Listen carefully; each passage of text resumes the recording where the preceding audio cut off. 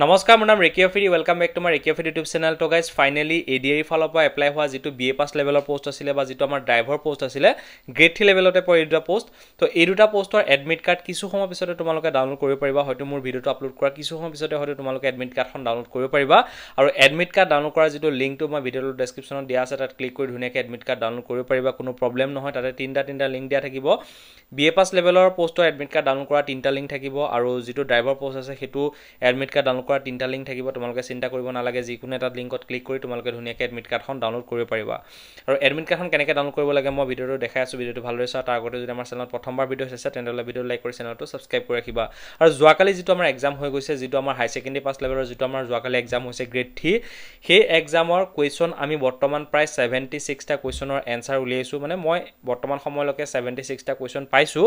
তোমালোকক মই কৈছিলো যে তোমালোকে কমেন্ট কৰিবা তোমালোকৰ মনত থকা যিকিটা কোৱেশ্চন আছে তোমালোকে কমেন্ট কৰি জনাব বুলি কৈছিলো তো 76 টা আমি পাইছো তাৰ এনসাৰটো উলিয়াবলৈ চেষ্টা কৰিছো হয়তো এই 76 টা কোৱেশ্চনৰ এনসাৰ যদি তোমালোকে চাও বিচাৰা যেহেতু আমাৰ এক্সামৰ কোৱেশ্চনখিনি চালে আমি বুজি পাই যাম যে আমাৰ আহিবলগীয়া যিকিটা এক্সাম আছে তাত কেনেকুৱা ধৰণৰ কোৱেশ্চন আহিব কি আহিব আমি অলপ আইডিয়া পাই যাম সেইকাৰণে কোৱেশ্চন কিটা তোমালোকে চাই লবা আমাৰ অফিচিয়েল ৱেবছাইটতে পাই যাবা indiafastjobler.com যেতিয়া ভিজিট কৰিবা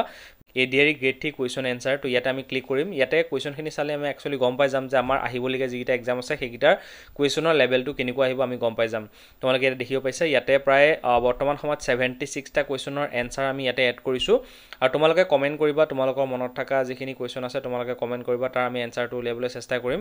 আৰু যেতিয়া তোমালোকে কমেন্ট কৰিবা এটা কথা চাবা যে তোমালোকে যেটো কোৱেশ্চন দিছা সেই কোৱেশ্চনটো শুদ্ধকে দিছা নাই হেতু চাবা কাৰণ দুই এটা ওৱৰ্ড ইফাল কিফাল হলে এনসাৰটো বেলেগকে ওলাব পাৰে সেইকাৰণে তোমালোকে কমেন্ট কৰোতে ভালকে চাবা আৰু পাৰিলে যদি অপচন কিটা দিবলৈ চেষ্টা কৰিবা যদি মনত আছে ঠিক আছে তো এতিয়া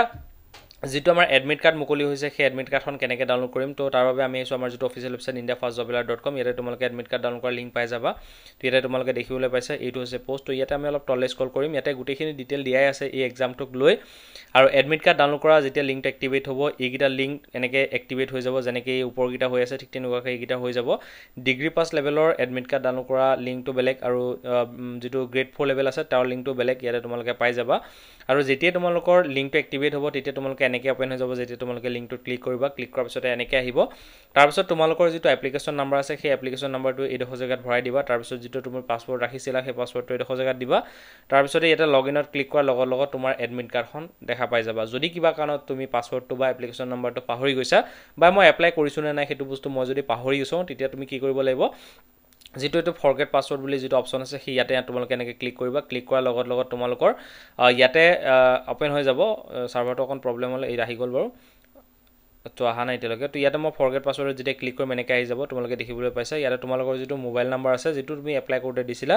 সেই মোবাইল নম্বৰটো এইডোখৰ জায়গাত ভৰাই দিবা ভৰাই পেলাই এইডোখৰ জায়গাত তোমালোকৰ যেটো ডেট অফ বাৰ্থ আছে ধুনীয়াকৈ ভৰাই দিবা যেনেকৈ দেখা গৈছে তেনেকৈ ধৰক ডেটো দিলা তাৰ পিছত এনেকৈ এডাল চিন দিলা তাৰ পিছত আকৌ মাহটো দিলা চিন দিলা তাৰ পিছত বছৰটো দিলা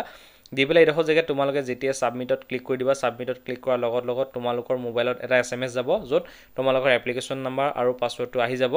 যেতিয়া এপ্লিকেশন নম্বৰ পাসওয়াৰ্ডটো আহি যাব তেতিয়া তোমালোকে আকৌ আমাৰ এই যেটো যিকোনো এটা লিংকত যেতিয়া ক্লিক কৰিবা এনেকৈ আহি যাব ন আৰু পিছত ইয়াতে এপ্লিকেশন নম্বৰটো আৰু পাসওয়াৰ্ডটো ভৰাই দিয়া দি পেলাই ইয়াতে লগইনত ক্লিক কৰি দিবা লগত তোমালোকৰ এডমিট কাৰ্ডখন ডাউনলোড হৈ যাব যদি তোমালোকে সেই পোষ্টত এপ্লাই কৰিছা ঠিক আছে তো এনেকৈ তোমালোকে এডমিট কাৰ্ডখন ডাউনলোড কৰিব লাগে আৰু যদিহে তোমালোকে যোৱাকালি এক্সামটো দিছিলা তাৰ কোৱেশ্চন মনত আছে আমাক কমেন্ট কৰি জনাবা